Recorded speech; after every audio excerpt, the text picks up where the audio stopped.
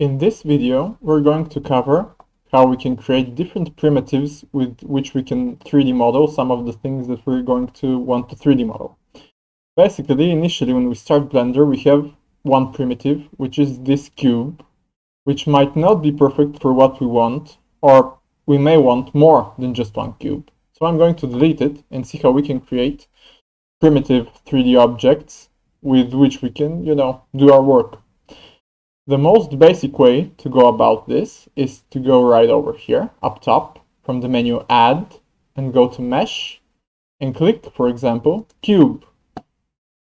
Now I'm going to move this cube right here to the side, just so we can create a bunch of other stuff. And I'm going to go right up here, again to Add, Mesh, and add a cylinder.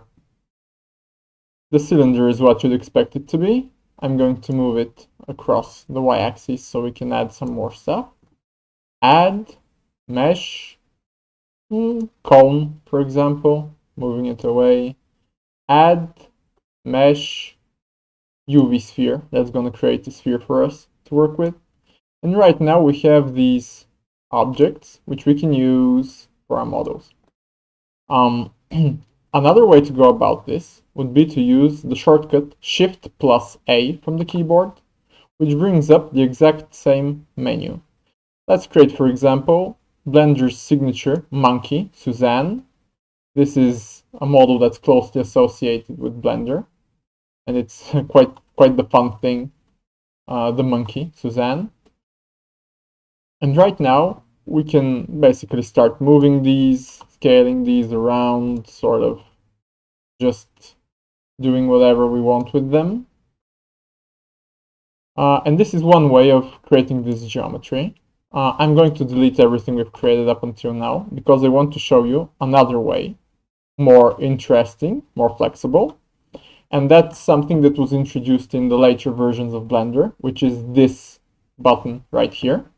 If I click on it, you're going to see this grid that pops up, and it shows me where I'm going to be drawing the cube that I'm going to create. Boom. Here you can see that this is drawing a cube, and basically if I hover over any part of the volume that I've just created, you see how the grid changes. That shows me from where the next cube I create is going to pop off. Boom, here's another cube. Now let's say I want a cylinder. I click and hold. Boom, we have a cylinder over here.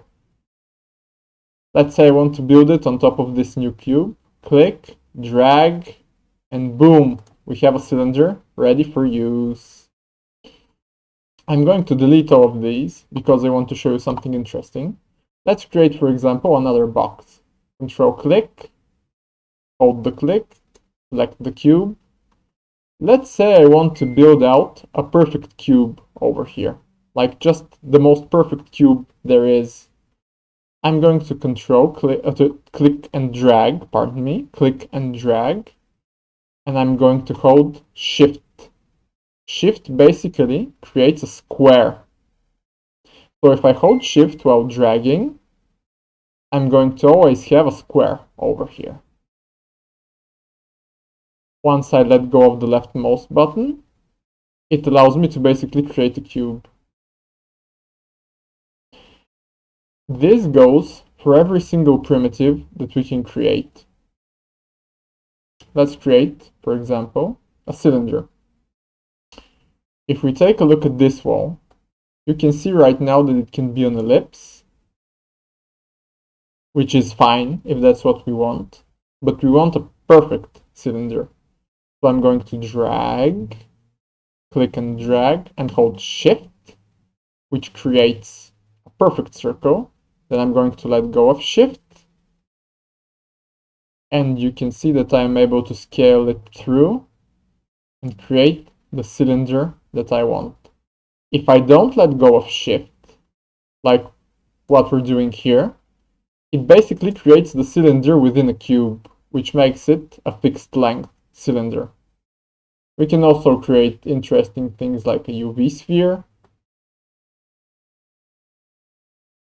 Boom, here it is. Now I'm going to delete all of these, and I'm going to create another box, say right over here, for example. One thing you might have noticed is that I've created the cube, or the box rather, at a random point in space. If I want to center this thing, I'm going to have to zero it out right here from location. If you want to refresh your course on what this thing actually is, check out the movement videos with move, scale, and rotate. One way to get these things easy in the center is to use the initial method I've showed you for geometry creation, either from add mesh and create a cube, or Shift A, mesh, create a cylinder, or whatever it is that you want to create. These always get created at the center of the world, so that way you can always be sure where everything is created. So that's it for creating primitives in Blender. See you in the next video.